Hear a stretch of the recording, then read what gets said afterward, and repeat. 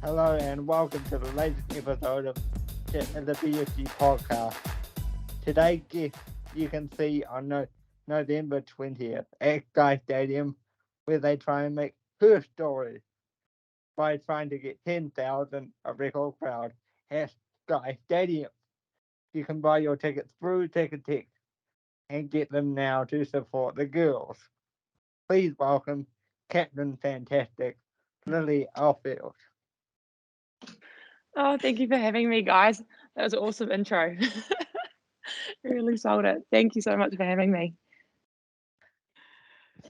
Right. So, This is just so you know, Lily, we're completely serious. Like, this is really cutting edge journalism. Like, we're right on the edge. You're just going to get the hard questions this morning, so just be prepared. I am. I've been very nervous for this all week. Go for it, Jonathan. Okay. Just before we start, I just need to do something. So just bear with me, caller. Just bear with me. And sorry, I just had to get that out of the system because, it was like 12 months ago that the Knicks came out and said, hey, we're getting a women's team. And Lily, I believe you were the first signing, and that was like, oh my God, this is so cool. And then having watched you play for a whole season, this is pretty momentous for us. Like, we're just big fans of you and the way that you play. So just wanted to get that out of the way nice and early. Oh, thank you. That honestly means so much. Yeah, I'm glad we've finally been able to tee this up. I know it's been a bit of time in making, but yeah, no, I'm really stoked to get to chat with you guys. You guys were amazing last season, and all three of you, we could feel your support from over in Wollongong, and yeah, we, on behalf of our team, I can't thank you enough for all the support you've given us.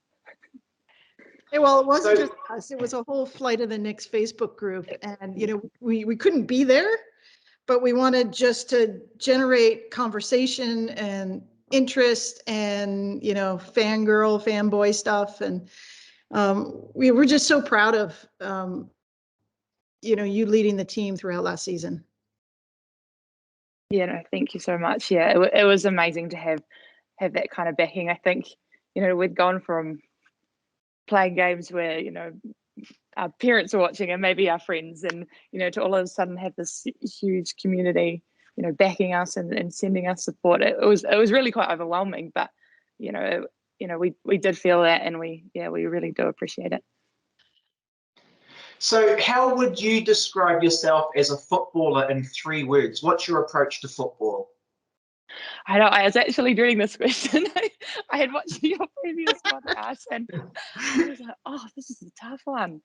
Yeah, I'm not too sure. I'd like to think, first and foremost, I'm a team player. That's something I'd like to pride myself on, is, caring for my teammates and being there for my teammates. I'd like to think of myself as, quite brave on the field. And yeah, I don't know about this, the third one. I was ummed and ahed about this all last night. I'll help you out. I would So love that, please. when we spoke with Mackenzie Barry, she said that, quote, Lily is the loveliest person I've ever met. Did you? I paid her to say that. You're not lovely on the pitch, though. Yeah, no, I'd like to, when I step over that field, I almost have that white line fever. I'm a little bit more angry. A little bit more White intense. line fever. I love that. Yeah. So, okay. So just coming from that, so on the 4th of February 2022, the Knicks, you ladies played against Melbourne Victory. And you played 82 minutes of the game, and then the decision was made to sub you off, and Bree came on, which was a fantastic decision.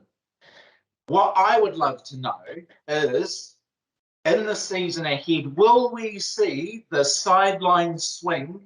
Will we see the substitute salsa from Lily Alfeld again, doing that woo on the sideline? Because that was one of the highlights of the season. Will we get to see that again? I mean, I hope so. To be fair, I had no idea, first of all, that I even did that. I had some wee girls that back in Wellington had watched that game, and they had they'd sent a message to our group chat saying, what their highlight of the match was, and someone had said the goalkeeper dancing, and I was like, I never danced. I can't remember dancing. And then next thing you know, I see like this footage of this, of me having a little boogie on the sideline. But yeah, no, I absolutely hope so. I mean, that was an amazing moment for Bree. Obviously, she'd worked so hard and deserved it. To get on that pitch, and I was just really, really happy and proud to kind of be there and get to witness her get that get her debut in the league. Cool. Denise. What was little Lily like? Like, were you a beast? Did you have that white line mania as well? Did that like come, or when did that? Just tell me about your little Lily and when little that. Lily. Yeah. Yeah. I think I was quite a little fiery kid, as a young kid. I think. That really came out of me. I was quite aggressive. I think I got put in the goal. I don't know how old, maybe 9 or 10 or something, and then I think I just didn't really have that fear. I was quite brave and didn't mind diving at people's feet and putting my head in the way of a shot. So I think over time I probably less so. I think I've got more common sense about me now. But I think I definitely had that, but I was also a bit more shy on the field, and I think with time I kind of grew my confidence a little bit more to to be a bit more vocal, to be maybe a little more angry on the field, a little bit more demanding. I'd like to think over the years I've grown a little bit, but I'm still more much the same person. I mean, because it literally is your job also to yell at people on the pitch. Like, yes. Like, what is, like, how far does that go to, like, is it the back line that only hears you? Is it the midfield? Like, how does that all work? And what are you saying to people? Yeah, it's really tough. I think last season was a very very new challenge for me, I think, because I've always been quite vocal and quite happy to talk to my back line and direct. I mean, at the end of the day, it makes my job easier because I'm not facing those shots if the back four get it right. And so that that was a quite an easy transition, taking that and I guess to the role of captain. But then it's also now I had to look a little bit further than that and try to communicate with people up the whole pitch. And then also it was that communication in terms of encouraging and finding ways to get the team through really tough situations. And I think I think back to I think it was our second game, and obviously we had an incredible first game and we'd got that draw, and I think we were just running off this high, and then we had our second game and it just all kind of came crashing down. We had a really tough game and we found ourselves down quite a significant amount very quickly, and that was a really kind of important game, I think, for myself, because in that moment I didn't know what to do. I think we were all quite shell-shocked, and I think that was a really good learning experience in terms of I needed to stand up and be someone that people could look at and kind of lift the team, and you've got eyes on you now, and how you respond is very important. So I think that was a really key moment, and I guess in being a player that now doesn't just give information out in terms of what we're doing on the field, but how the team kind of I guess keeps their head and reacts emotionally and mentally. Yeah, we had this question, what's the role of a captain? But you seem to be kind of sliding right into it. Is there anything else you want to say on that? Yeah, honestly, that last season was my first. So yeah, in all honesty, I was a little bit out of my depth. I didn't really know what I was doing for a lot of the first few games. And I think I had amazing vice captain in Kate Taylor. She was incredible, especially for such a young player. I think she's very much like a Richie McCaw. She's just someone who leads by example, and just everyone looks to, and she has this very calm demeanor about her. And I think that was great kind of being able to team up with her and take on that role. But yeah, it was all just very much a learning curve. And I think I looked at past captains that I'd had in previous teams and tried to almost just handpick little parts of them that I thought were great traits, and tried to to reflect that myself in leading the team last season. I think that element of your game last year, Lily, that whole captaincy, leading from the back, really stood out to me. Especially, there were some games where we weren't doing so well. There was a couple of times when players would make mistakes. And watching your approach was to come out and you wouldn't do an Ollie sail and go off your nut, but you would come out and you'd be encouraging and clapping and saying, "Hey, we've got this, reset, let's go again, let's have another crack." And that was just really spoke volumes about who you are and your leadership style. And that was just so enthralling to watch and seeing you develop into that role. Thank you. Yeah, I think it was, I had my moments. I think there was a lot of things, if I could go back and do them differently, I would. I think, there were times I did lose my cool and probably didn't necessarily act the best way for the team, but I think it was all a good learning opportunity. And I can reflect back and now see what's most useful. But I think at the same time, there are moments where someone has to hold the team accountable. Someone might have to say it a bit more firmly. But yeah, it's just been a bit of a trial and error to find that right balance. I don't know many keepers that don't lose their cool every once in a while. like people who are just like, yeah. Yeah, I think we're a special breed, aren't we? We just. I think you're a little bit cooler than that. I mean, you really became a fan favorite, probably because you had like both sides of it. I mean, we're all fans of yours. So, your leadership on the Phoenix just was really awesome to see. You were the adult in the room. There was a few of you, but not many. You have a few more adults coming into the room on the team. How does that feel? I mean, have you even started communicating with these types of people, or are you in camp and yeah? Yeah, absolutely. Yeah, no, I think it's a big relief to no longer be one of the oldest players. I think that was a bit of a shock to the system last year. You're old. I mean, we looked at we're like, she's not old. Yeah, I thought I was just 18, and now I'm the oldest player. Yeah, so that's fantastic for the team. I think that's the key part of what we were missing last year, is just having that bit of experience, having girls had been in this situation, had been playing at the pro level. And I guess I don't want to say we were missing maturity, because I think a lot of the girls played beyond their years last year.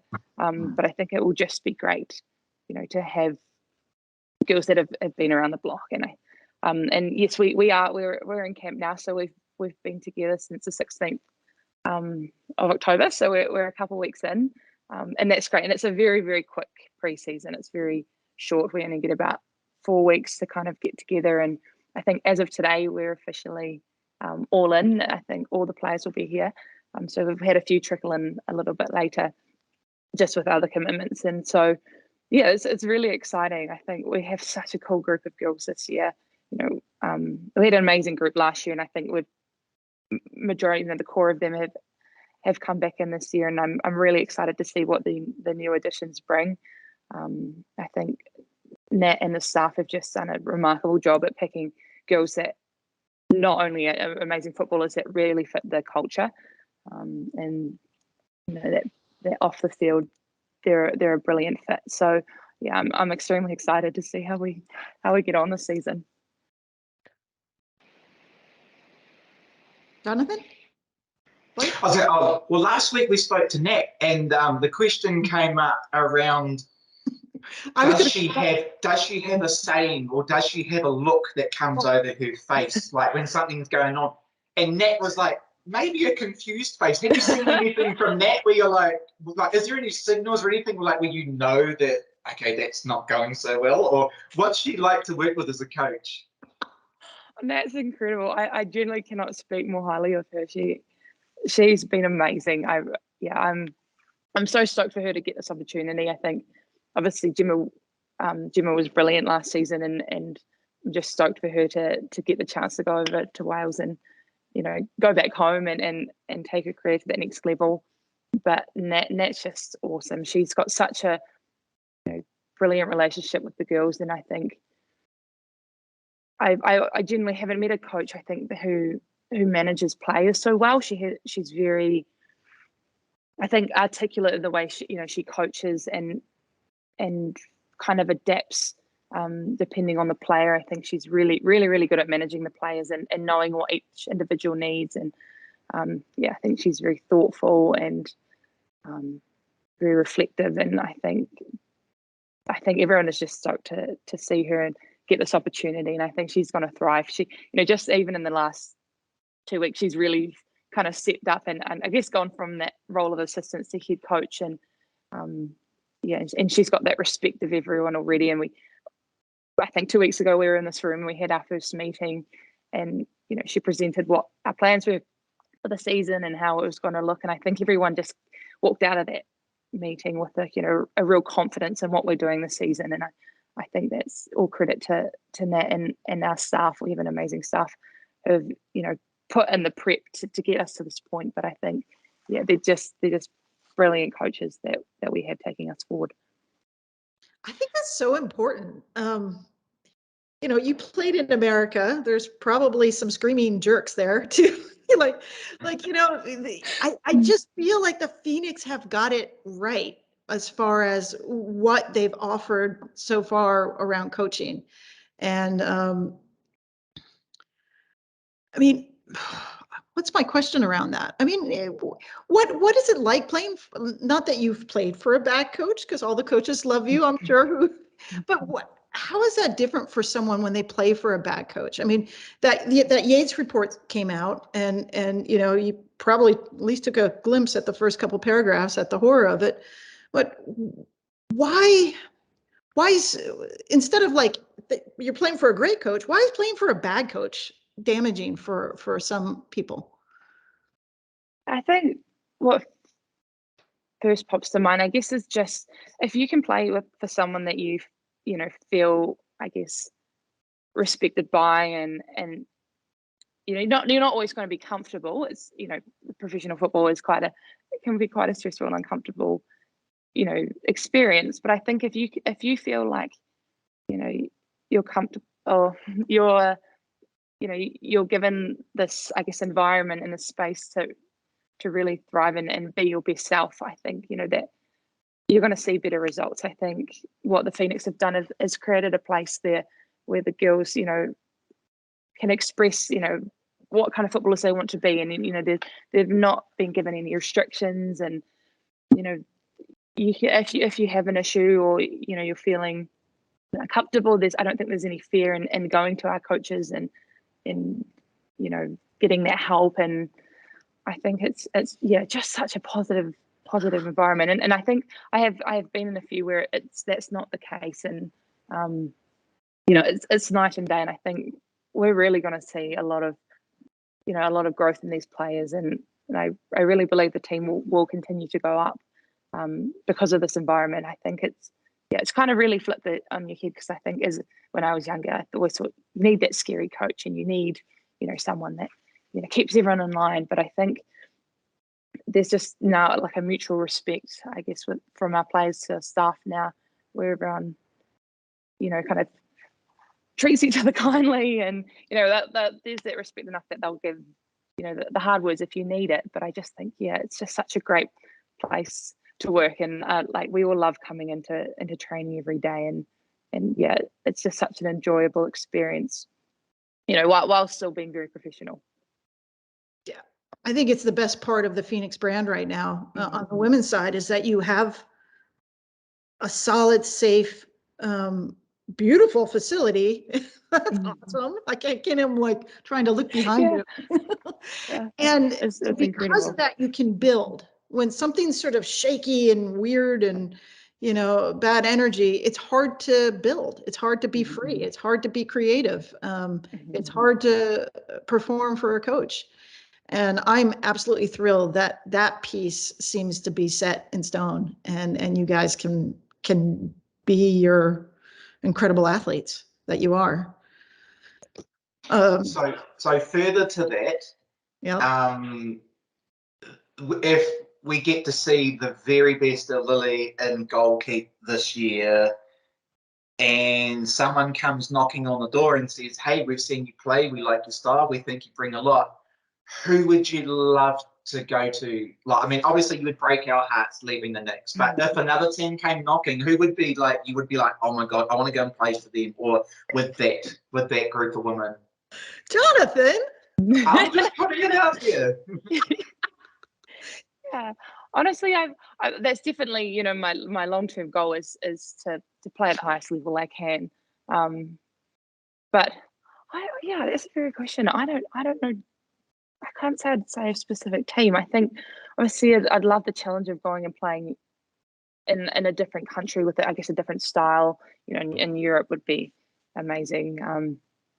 I think probably, I guess, that next step would be possibly one of the Scandinavian leagues, and yeah, unfortunately I don't have a British passport, so it's a bit harder to get into those leagues in the UK. But yeah, honestly, I just love it. Anywhere, I guess it's that next step and it's that next challenge. And yeah, I think when you're kind of put in these new challenging environments, you just grow so much quicker. So I think, yeah, that would be fantastic. But like you said, it'd be very hard to leave the Knicks. It's been such an incredible club. Finally, we have professional football in New Zealand. I know. Yeah. No. I'm so excited to be you actually to have. I mean, you've been asked this 50 times probably. You know, what does it mean to you to have professional football in New Zealand? But it is an important question. I think it's incredible for the country. It's obviously that missing piece we didn't have for such a long time. I think, you know, it's been a long time in the making too. I can remember years and years ago, this was kind of, you know, this might happen, or you know, it was in the pipeline, but it just never did. So that moment we got that call and said, "Oh, this team's actually happening," it's awesome. And I think there's a huge power in having something in our home country.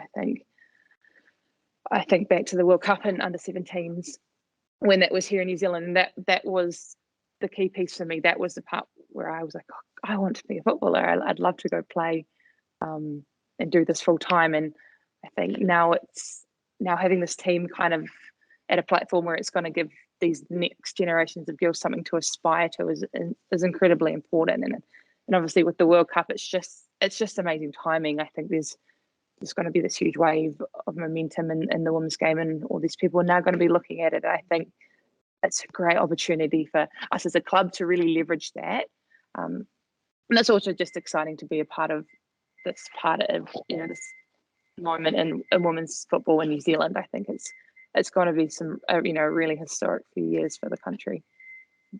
We're all behind you in making the Ferns. Like we're like, come on. And I think, you know, your leadership and poise out there is a big plus.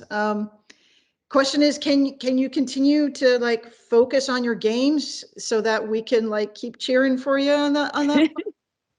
Yeah, absolutely. That's definitely my goal as well. I'd love to be able to do that.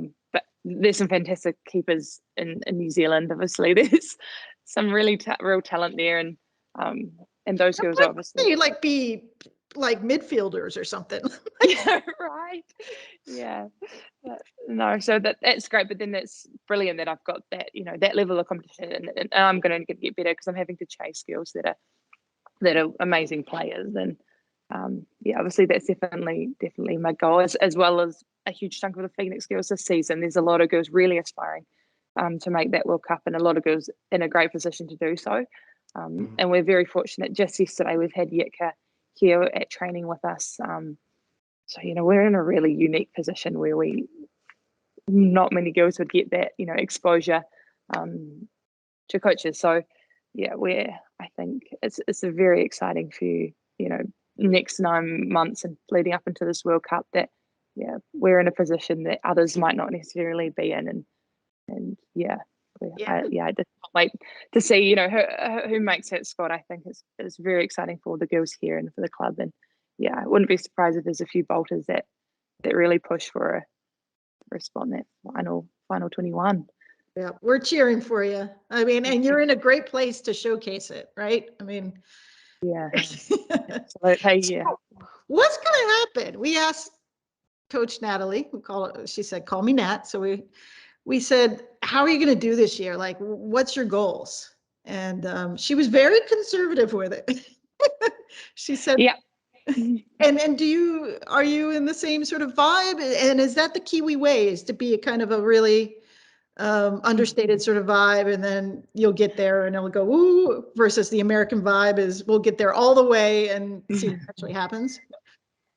Yeah, I think that's definitely a Kiwi thing, isn't it? Yeah, I think with Nat, she's, you know, there's not too much. I guess she doesn't want to put that pressure on us, but our expectations internally are very high. You know, we all as players, we're all competitors, and we all want to win. We all want to be in that final, you know, next April. So while we want to make, you know, those final stages, I think we also need to make sure we've got a goal that is going to keep us, you know, sustain us through the season. So we, like Nat probably would have said to you, we want to, you know, be competitive and be in the running for that final football the whole time. So yeah, I think all the girls, obviously that's our main focus. But yeah, I think you'd ask every single girl on this team and they'll be wanting to be in that final, and they'll want to, you know, to do as well as we can. But it is tough. I guess we obviously finished at the bottom of the table last season, and you know, to get the top is a huge jump, but we're definitely in a great position this season to make good improvements, and we have that little bit more experience. We just within the girls that now had a whole season, and then we've got these new players that are going to be remarkable for us. I think they will really be game changers, and yeah, I'm very, very confident that we can do a lot better this season. I think your culture will help. You know, your just cohesive culture around that. It's inspired us. Yeah, definitely. I think the girls are incredible. They're such a good group of girls, and I just found myself in so many moments last year being like, how are these girls 18, 19, 20? Like, just the way they hold themselves and their attitude, and they're just so courageous and brave and hardworking. And yeah, there were moments where just, you know, everything fell to pieces and they just picked themselves up and they got on with it. And I think, yeah, it's very lucky that we have that many amazing people in one team. And yeah, it's very inspiring. Yeah, it'll get you through a lot of, you know, frustrating moments for sure. Mm-hmm. So you talk about the woman getting their team. So how did you find? We've asked a couple of people this, so this is another standing question. How did you find that first season? Because it was so crammed together. You only had 6-8 weeks to get an entire team together. So how has it been having that luxury, I guess you could say, to have a bit longer this time, to be able to, obviously you don't do this, but to be able to get those quality players, and not that the other team wasn't quality, but to get more quality into the team? Yeah, it's been great. I think first and foremost, it will have been a big relief for the coaches to have a bit more time, you know, in the lead up to really look for a team and to scout out players, and you know, they have a bit more time to think, you know, who's really going to be a great fit for this club. So that's been, I think, been a huge relief for them. And then obviously as players, it's been a bit nicer to know, you know, have a bit more of a heads up. Obviously some girls are still late signings, but with, you know, just to know what the next few months are going to look like has been great. And yeah, we obviously had a bit of an off season. That's quite tough, not being together and only having a very short pre-season. But we had the luxury of a lot of girls are based in Auckland, and a lot of girls are training together for the 20s.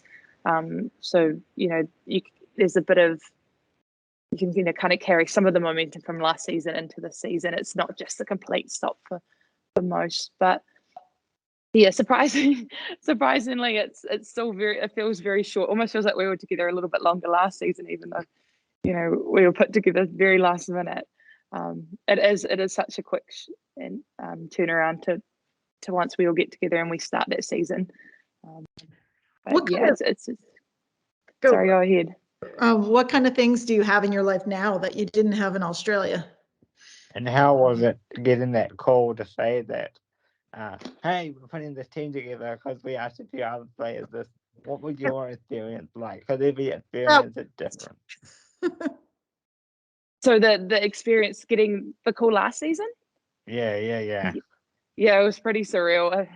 Yeah, it was amazing. I think to know that obviously Wellington was going to have a team was exciting in the first place, but to get that call and be like, would you like to be a part of it was a huge honor. Just so grateful for it. It was an incredible experience. It was a very challenging experience, but yeah, it was very special to be a part of that group. All right, now the other one. So now that you're in Wellington, what do you have in your life that you didn't have in Australia? We're actually living in a house this time, me and a couple of the girls. Obviously last year we were all in dorms, so yeah, that was a bit challenging. Because you didn't really have any balance, I think, which was we were with each other all the time and you couldn't really escape football. Even when you were out doing things that weren't football, that was just a little bit tough. And so it was compounded with COVID and the lockdowns, and we as a team chose to isolate a bit more than most of the public. And then, to be fair, the weather was quite shocking in Aussie last year, and we were stuck inside so much. So yeah, I think just having that little bit more freedom and a little bit more balance, and kind of being able to switch off from football, I think is a huge benefit mentally. But then just, I guess, having a facility like this where everything is in one place has just been amazing, and it's stunning here. I think you can see behind me this thing here is an interactive wall we get to play on. There's obviously an indoor pitch, outdoor pitches. We have access to cameras and footage that from every angle that we can really utilize, and the gym here is incredible. So I think as a whole athlete, I think there's a huge opportunity to develop here, not just on the field, but off the field and, in the gym and with your recovery and even just, your tactical knowledge. I think that's huge. And we also, I was just saying to somebody yesterday, we actually get to have a bit more of a relationship with the men's team this season. I think we didn't have really any of that last season. Obviously they were based in Sydney and we were in Wollongong. So that's been really cool to be, right there with them.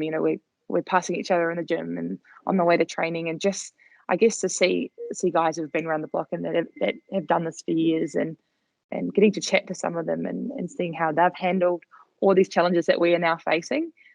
That's been hugely beneficial. And I think, it's really wonderful. And the club has been great and, kind of bringing our teams together and welcoming us in and making us, feel like we are equals with the men, which is, I think, is great. I think in a lot of clubs that wouldn't necessarily be the case. So yeah, that's been really positive to see. So we're going to start to bring this plane back into land, and it's been a fantastic chat so far. But just one thing, like earlier in the season, David Dome was talking with the Yellow Fever podcast, and they were saying we really want, they wanted a song for the team, like a Waiata or something. And then I was thinking back, back in the old days of the Knicks, individual players had chants. And I remember one in particular, which was for Costa, which I haven't heard repeated yet, but hopefully it comes back. And this is showing how old I am, because that was like a very long time ago. But I was thinking, we need to come up with a tune or a chant for Lily. And I've got a couple of ideas. So one, have you made this is Boney M song. A Boney M song would go, Lily, Lily cool, Lily, Lily cool. So there's one option. Another one I thought was maybe we could just convert the YMCA. So it become L-I-L-Y. And we could do that arms and the whole lot. I like that one. Oh, I love it. What an honour. So just be prepared, because when we're at the game, you may hear this random sound where people are singing for you. It'll probably be us making fools of ourselves. So. Oh, I'll have to pretend I'm not here. I'll have to pretend I'm focused, but I'll secretly be dancing inside. The sideline shuffle. Yeah, yeah. Oh, We'll that'll keep be working amazing. on something. Yeah, it'll be a big distraction. I'll be so excited. I'm glad you've given me the heads up. Who are you cheering for this year? What are you cheering for? Like either people or circumstances? Like if you had to have 3 cheers for the next going forward, what would they be? I think 3 cheers. Obviously, I think this team. I think these girls. I've seen what they've gone through the last 12 months, and I just think no one deserves success more than these guys. I think they've just been incredible.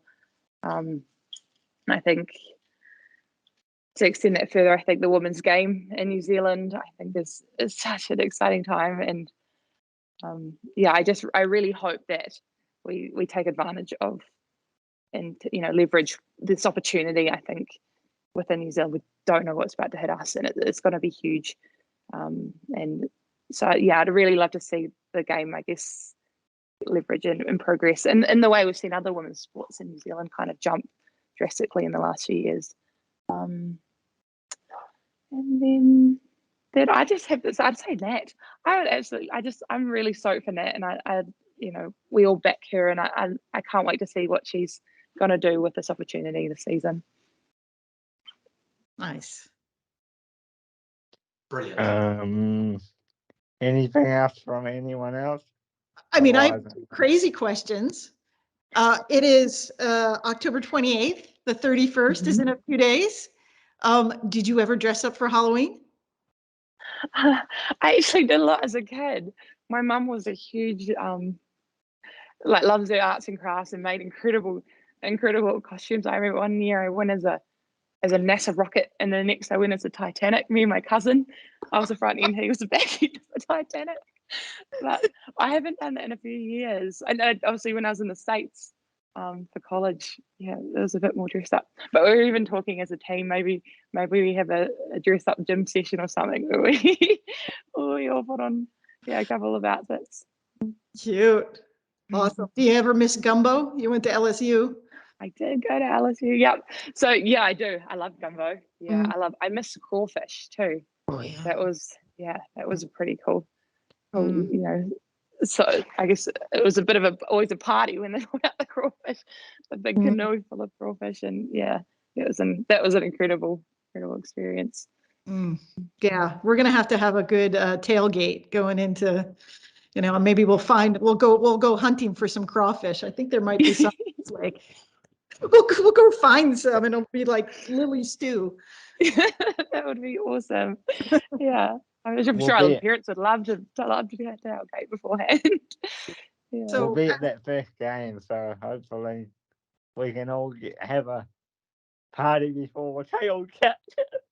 I know. I can't wait to meet everyone who we've kind of had these interactions with online and person at the first game.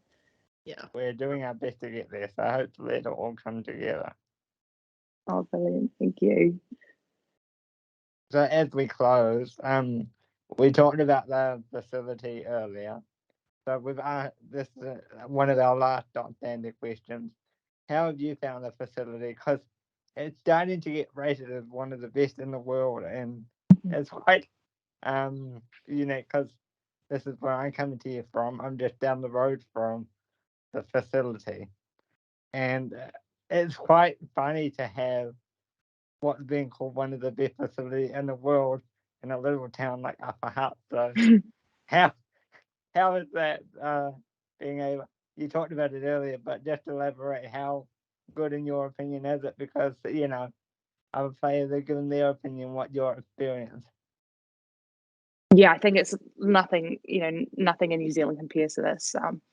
Obviously, I'd done a stint in the States where their facilities are incredible. They put a lot of money into their sport and their college teams, and And I thought LSU was amazing, and to now see that stuff here in New Zealand, is incredible, I think. And to have it all in one place, that's the best part I think about it, is it just makes it's so much more convenient, and they've obviously got accommodation where teams can come in and stay, or individual athletes can come in and do a bit of a training stint here. And I think it's very exciting and a huge honor that we as the Phoenix get to be here and be one of the main sports here. Obviously there's going to be rugby joining us shortly, and I think it's just cool to have that kind of hub where all these different athletes are interacting. It's almost a bit like the American student athlete experience, where you've got all these different sports together. So it's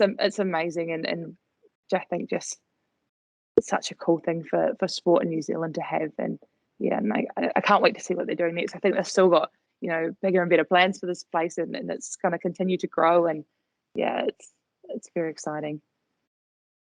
Yeah, and thank them for being the lead sponsor on your kits last year. Yes, that was amazing. I think we were all stoked to finally hear that news that someone had got on and backed us, and the team here. Jamie, who's he's welcomed us with open arms, and it's just been so supportive, obviously from the start in Wollongong, and to now that we're actually here and getting to meet all these people in person has been great. But they've just been so supportive, and we've been very grateful for that. Upper Hut. Upper Hut or Lower Hut? It's Upper Hut. Hut. Yeah.